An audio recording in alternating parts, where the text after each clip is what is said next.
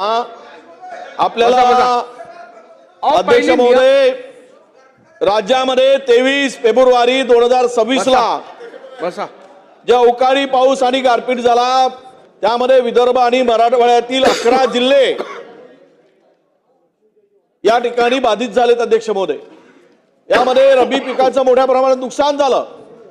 या गारपिटीमुळे चणा, डाळ, मूग सगळी पिकं, जो गहू आणि भाजीपाल्यांची सर्व पिकं नष्ट झालीत. अध्यक्ष महोदय, एवढा प्रचंड गारांचा वर्षाव त्या ठिकाणी झाला, वादळी पाऊस होता आणि यामुळे त्या ठिकाणी शेतकऱ्यांचं खूप मोठ्या प्रमाणात नुकसान झालं.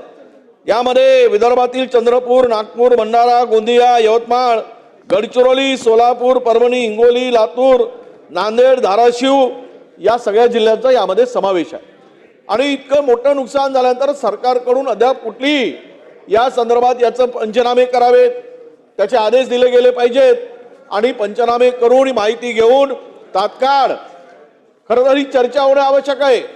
पूर्वीच मागच्या वर्षीपासून हा शेतकरी संकटात सापडला. अध्यक्ष महोदय, त्यांना अद्यापही कुठली मदत मिळाली नाही, ती तुटपुंजी मिळाली.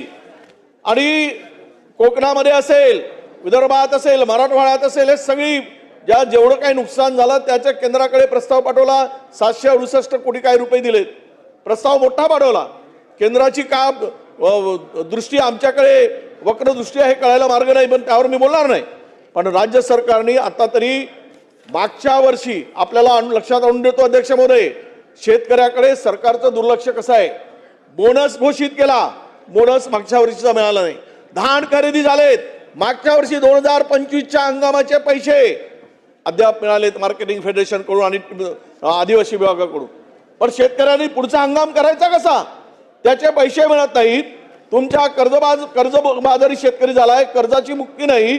आणि या संकटामध्ये शेतकऱ्याच्या पाठीमागे सरकारने उभं राहण्याची आवश्यकता आहे. मला वाटतं की हे एवढं मोठं नुकसान आहे, याची चर्चा हे सभागृह सुरू आहे. यामध्ये सगळे कामकाज थांबवून शेतकऱ्याच्या या अत्यंत गंभीर अशा प्रश्नावर चर्चा होण्याची आवश्यकता आहे. म्हणून माझी विनंती आहे की आपण सरकारला आपली ही चर्चा आणि कामकाज थांबवून यावर चर्चा करावी. शेतकऱ्याला भरीव मदत मिळाली पाहिजे, ही सरकारची भूमिका स्पष्ट करावी अशी माझी आपल्याला विनंती. सन्मान्य ज्येष्ठ सदस्य विजय वडेट्टीवार साहेबांनी आज जी माहिती सभागृहासमोर मांडलेली आहे ती गंभीर स्वरूपाची असल्यामुळे शासनाने या संदर्भात योग्य निवेदन करावे.